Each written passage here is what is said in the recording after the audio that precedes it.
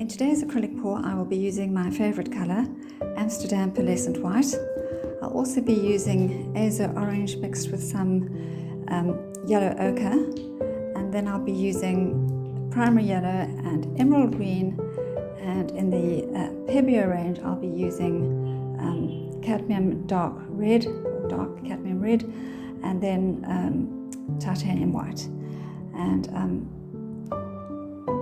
perhaps I should just show you all the colours so that you can see the labels.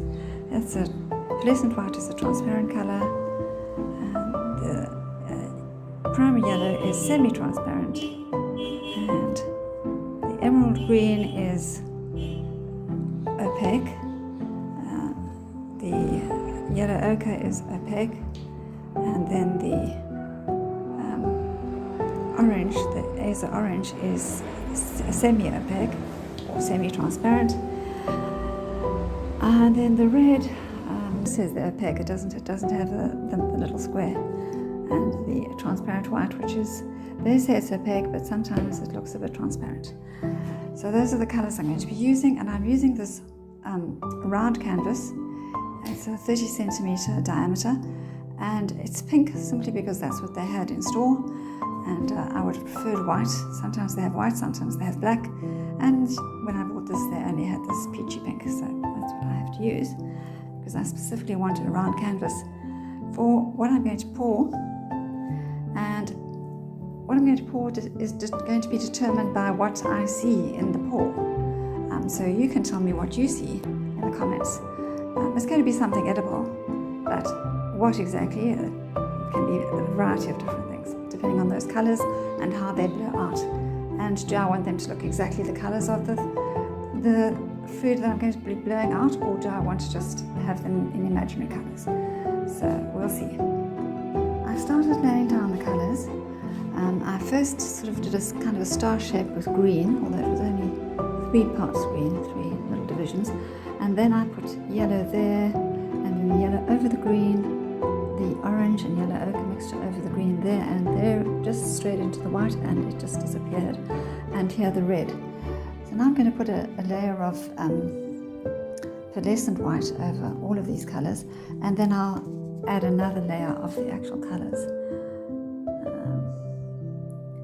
because I want the pearlescent white just to give the glow, but the colour you put on last is the colour you're going to see the most of, so I want to make sure that there is enough of that colour. So I've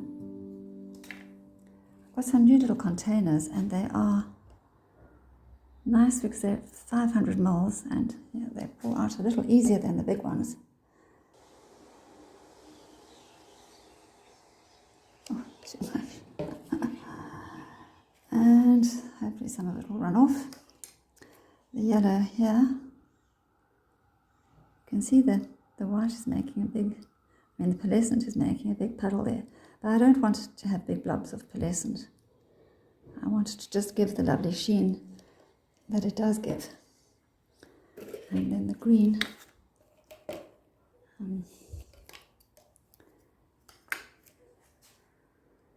do it over here. And that should make something interesting. Welcome to Graceful Artisans. If you've been here before, I'm glad you're back again. And if you're new here, if you like acrylic pouring and you want to see a painting transformed from just a bloom into something more, then you've come to the right place. So I'm going to turn my volume down so that you don't hear the noise of the hairdryer, and I'll explain to you what happened afterwards. That's how it blew out, and it has lots of potential for just the things I wanted. The red didn't want to disperse, it seemed to be stuck in, until I turned the hairdryer so that the hairdryer this way rather than this way seemed to get the result that I wanted, and with all of the colours really. But at least I managed to get all of them to show up, and lots of lovely soles and lacing. And I might just blow this a little bit with a straw. I'm not sure because I don't want to mess up the other colours. need a little blowing over there. With the straw helped me to just disperse that red a little bit more, and also just helped me to see there were some little bits of stuff that were, or undissolved paint that were there, little lumps, which I removed with a tweezer. And yeah, I lost some of the cells and lacing here, but that's okay, it doesn't have to be everywhere. There's plenty of it. So now I will just wait a little bit, and then when it settles, stops dripping, then I will shape it into something. So tell me, what potential do you see in this painting? I don't know what happened with the recording, but when I was pointing the hairdryer, I seemed to have not recorded. I obviously wasn't focused on the phone as much as I should have been. I was focused on the hairdryer. So when I pointed the hairdryer down at the colours, the red just didn't move. But when I pointed it this way, turned it upside down, and actually blew that way, then I got the result that I wanted. With the other colours, it wasn't so bad, although they also dispersed more when I turned it so that the hairdryer was actually facing me and facing away from the centre.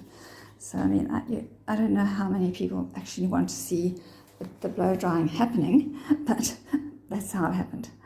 I see potential for a pomegranate over here. And so with a clean, dry brush, I'm just going to try to do an outline. The paint is not dripping at the moment, but it wasn't dripping much to begin with. I'm going to just make the stalk coming like that over there. So it might hold, it might not hold. Or it could be an orange, it could be a big grapefruit. That's what it will be. And so I'll continue. Here you can see I outlined the apple in green and then just dragged a little of the colour into the apple itself, but left most of the original colour there. And with the figs I mixed red and green, very little green, and then just, with the brush and mixed the two colours together, and I got that sort of plummy look, which you get in figs. And the pomegranate, I just used red and dragged that in some of the way, not all of the way. And now with the pears at the top, I mixed a little bit of green and white together. And I might need to, that one's got some yellow in it, but that one doesn't have much. I might need to add some there, but I'm going to need to turn this around to actually see what I'm doing. So here's the pear, I can see it now. It's there. And it should go out like that.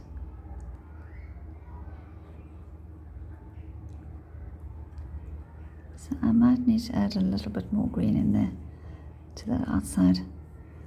Otherwise it might not stand out enough.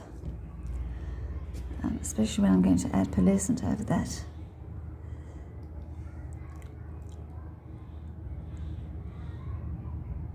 Just very lightly. You don't want to just go like that. It's just best to drag the colour in softly. I'm using a flat angle brush, and it's really the best brush for doing all kinds of awkward things because of this shape. So you've got the point and you've got the flatness of it as well. So here with the grapefruit, I've just briefly outlined it with a bit of the orange, and then clean my brush with water, and now with just a wet brush, just dragging that outline into the orange so that it's not a distinct outline. And so you don't have to do the shapes while the paint is wet. I mean, you could definitely do this once the paint is dry, as I've done in many of my other paintings. Just, you just have to be able to see your way around and just imagine something there, and then make some kind of outline either by painting away from the color from the object that you want to preserve or create, or that you see, and all different techniques that I have explained in all my videos. So here I can see one more fruit there. I think that was another pear kind of overlapping that one, and then this must have been a smaller tangerine. So I'm just going to make that an outline with this orangey mixture, and then the bowl will be full, and then once it's all dry I can add the pearlescent. The painting has dried and it's going to be more or less in this orientation, although it could be any orientation you want. So this is the apple, the lime, the bananas, the figs, strawberries, pomegranate, grapefruit, and half grapefruit, and nectarine, and 3 pears. And the pears have a lot of the yellow from the colour that was blown in from the bananas, and that's fine. The colours don't have to be one colour only. That's not very artistic. They need to be a mix of colours.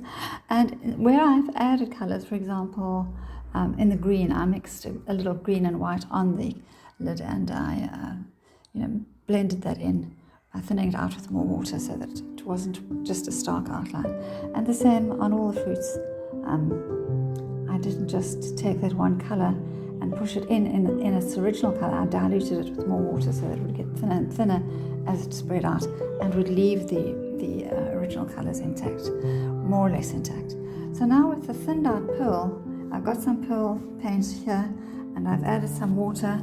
Just add a bit more because I want it to be really thin, and I'm going to go over the colour in between. So now you can paint away your background whatever colour you want, or leave it if you want, if you like it.